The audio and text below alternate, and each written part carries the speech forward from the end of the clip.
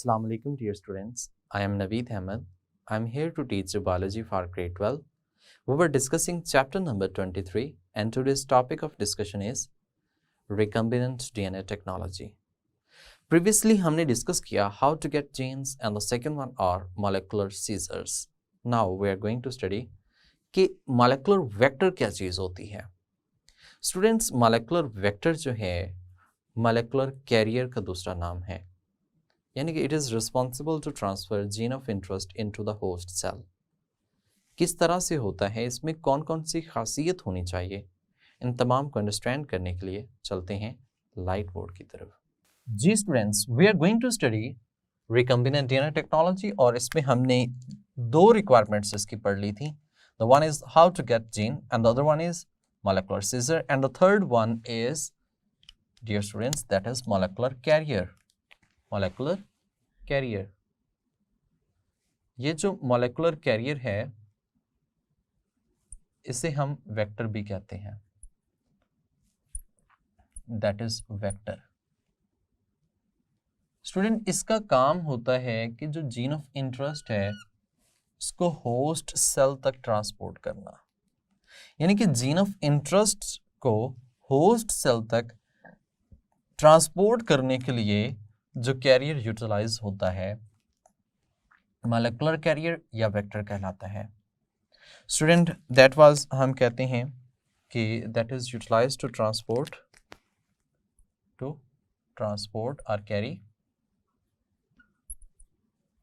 और carry gene of interest to host cell, to host तक लेकर आना. और इसमें डिफरेंट तरह के हमारे पास जो है वो प्लाज्मिड्स मौजूद होते हैं. प्लाज्मिड्स की कुछ कैरेक्टरिस्टिक्स आप कह सकते हैं कि होनी चाहिए, प्लाज्मिड की कुछ कैरेक्टरिस्टिक्स होनी चाहिए. प्लाज्मिड जो है इससे स्मॉल इन साइज होना चाहिए, एक small in size. Number 1, it should be self-replicating. इसे self-replicating होना चाहिए, self-replicating होना चाहिए. दूसरा हम कहते हैं the plasmid should be, या वेक्टर जो है इसमें हमारे पास एग्जांपल जो है प्लाज्मिड की आती है, इसलिए हम प्लाज्मिड का नेम ले रहा था. अब जो वेक्टर है it should contain gene for antibiotic resistance, it should contain gene for antibiotic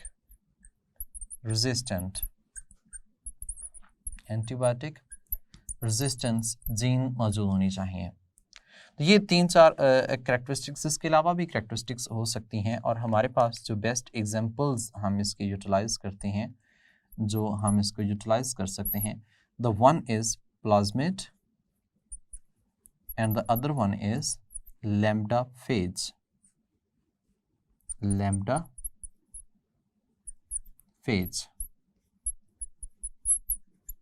basically जो प्लाज्मिड है that is extra chromosomal DNA, extra chromosomal DNA, and the bacteriophage is lambda phage. ये एक modified bacteriophage जो है वो हम इसको utilise करते हैं. स्टूडेंट, जो डिफरेंट तरह के प्लाज्मिड्स हैं उनको हम यूटिलाइज कर सकते हैं. यहाँ पे मॉडिफाइड प्लाज्मिड्स होते हैं वो हमारे पास. अब जो प्लाज्मिड है इसकी जो डिस्कवरी है, इन्वेस्टिगेटर्स जो थे,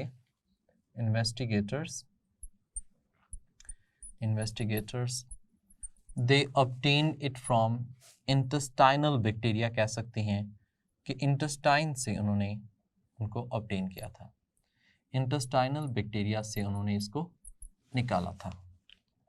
अब इंटेस्टाइनल बैक्टीरिया, उसका नेम हम कह सकते हैं एस्क्रिशिया कोलाई है, एस्क्रिशिया कोलाई, सिंपल ई कोलाई जिसे हम कहते हैं, दिस वन बैक्टीरिया. अब इस बैक्टीरिया से जो उन्होंने ऑब्टेन किया था that was plasmid. Plasmid basically है क्या चीज? I have told you that extra chromosomal DNA है. तो यहाँ पे भी हम ऐसे ही कह सकते हैं दैट इज एक्स्ट्रा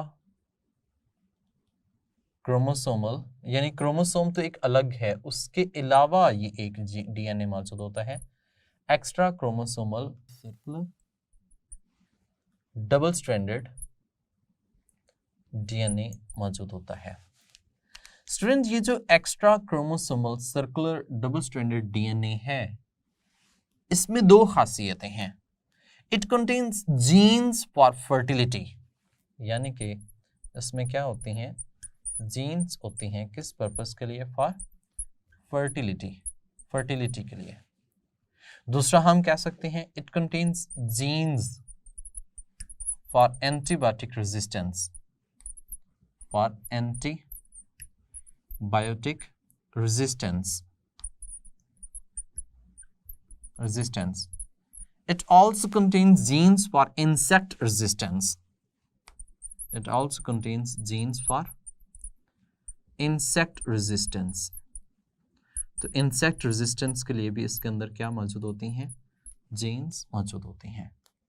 सो ये तीन, इसके अलावा भी हम ये कहते हैं that have no role in reproduction of an bacteria. ये बैक्टीरिया के रिप्रोडक्शन में इन्वॉल्व नहीं होता, because it is self replicating. ये सेल्फ रेप्लिकेटिंग होता है, ये अपने आप को खुद रेप्लिकेट जो है वो कर सकता है, ये सेल्फ रेप्लिकेटिंग होता है, इसमें ये खासियत है। अब स्टूडेंट, जो पहला प्लाज्मिड जो ऑब्टेन किया गया, फर्स्ट प्लाज्मिड जो ऑब्टेन उन्होंने किया, दैट वाज PSC101, PSC101, जिससे जैसे ऑब्टेन करते उसी तरह से उसका नेम रखा गया। दिस PSC101, इसमें ये खासियत थी that have antibiotic resistance against tetracycline. आप ऐसे भी कह सकते हैं टेट्रासाइक्लिन जो है, साइक्लिन, इसके अगेंस्ट जो है वो हम कह सकते हैं एंटीबायोटिक रेजिस्टेंस है। टेट्रासाइक्लिन एंटीबायोटिक है जिसमें जीन्स थी रेजिस्टेंट अगेंस्ट टेट्रासाइक्लिन, इसके अगेंस्ट जो था ये रेजिस्टेंट होता है।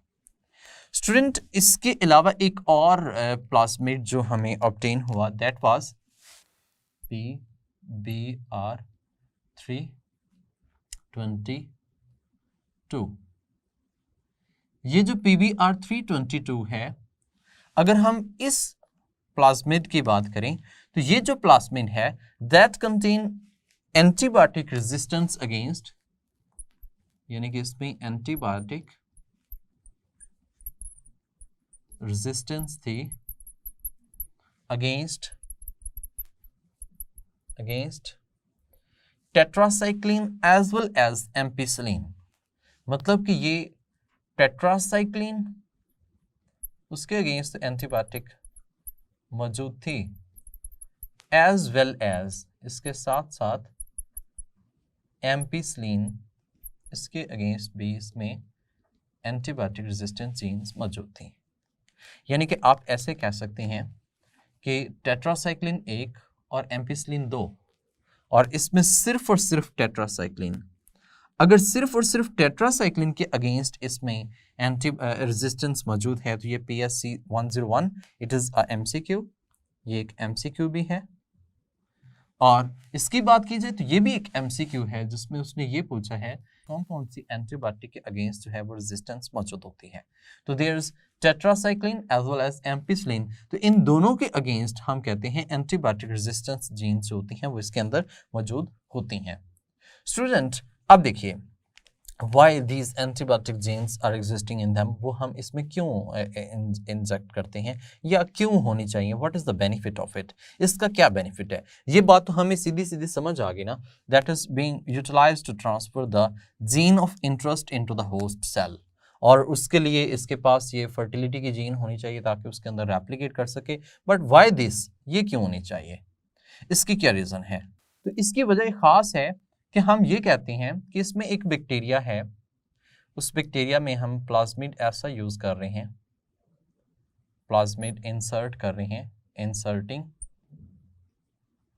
इस प्लाज्मिड का नाम है PBr322, PBr322।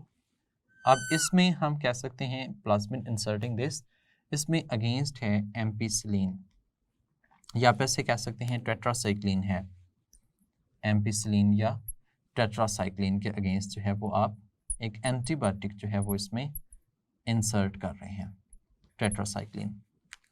अब जब एंटीबायोटिक जीन इंसर्ट की है, रेजिस्टेंट जीन है, तो this one enable us to separate out the colonies of bacteria from medium, ये हमें इस काबिल बनाते हैं, this enable us to separate out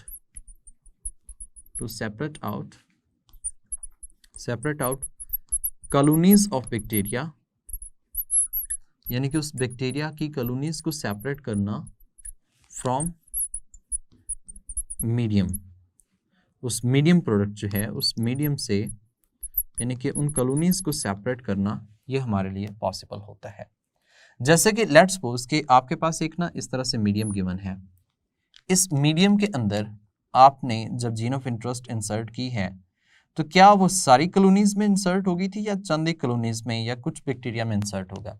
definitely ये रेशो 100% नहीं रहती, बल्कि ये चंद एक बैक्टीरिया में ये कॉलोनीज जो हैं उनमें इंसर्ट होगा। तो यहाँ पे दो तरह की कॉलोनीज बनेगी, एक ऐसी कॉलोनीज होंगी जिनमें जीन ऑफ इंटरेस्ट इंसर्ट हो चुका है और एक ऐसी कॉलोनीज होंगी जिनमें जीन ऑफ इंटरेस्ट इंसर्ट नहीं हुआ होता।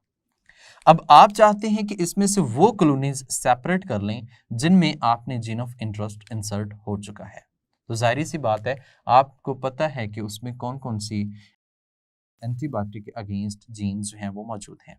आप वो एंटीबायोटिक उस पर अप्लाई करते हैं, जैसे ही वो एंटीबायोटिक उस पर अप्लाई करते हैं that is going to be separate out, वो बाकी जो हैं वो डेड हो जाती हैं और वो जो हैं वो उसमें से क्या हो जाती हैं, आइडेंटिफाइड हो जाती हैं, वो किल नहीं होंगी बिकॉज दे रेजिस्टेंट, क्योंकि वो क्या होती हैं, रेजिस्टेंट होती हैं अगेंस्ट द स्पेसिफिक एंटीबायोटिक्स।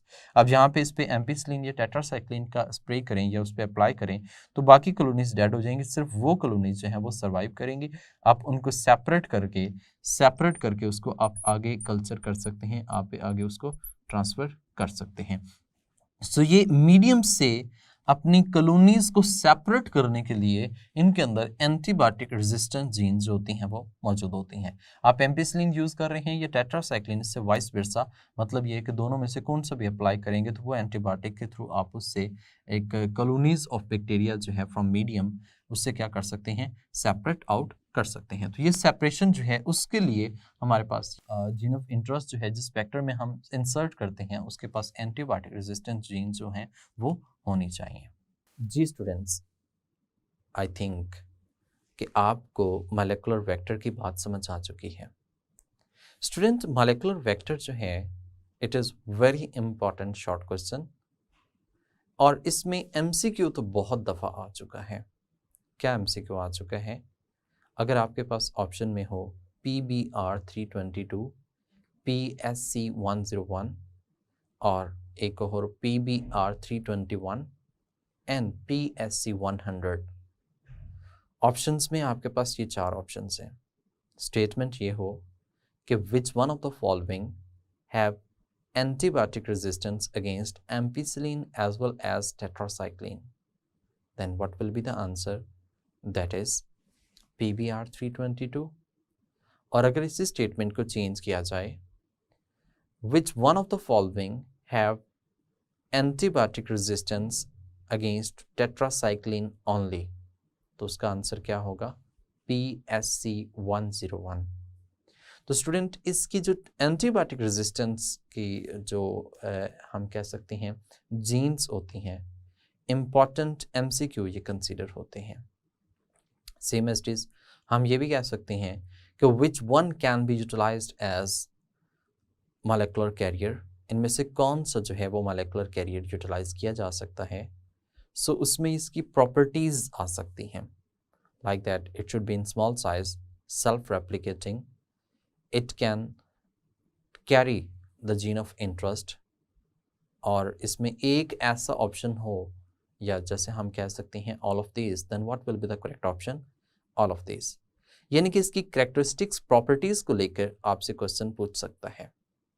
ये भी हो सकता है कि all of the properties of molecular carrier except तो उसमें 3 प्रॉपर्टीज़ जो हैं वो इसके लिखे और एक ऐसी लिख दे जो इस पे एप्लीकेबल नहीं है, then that will be the answer.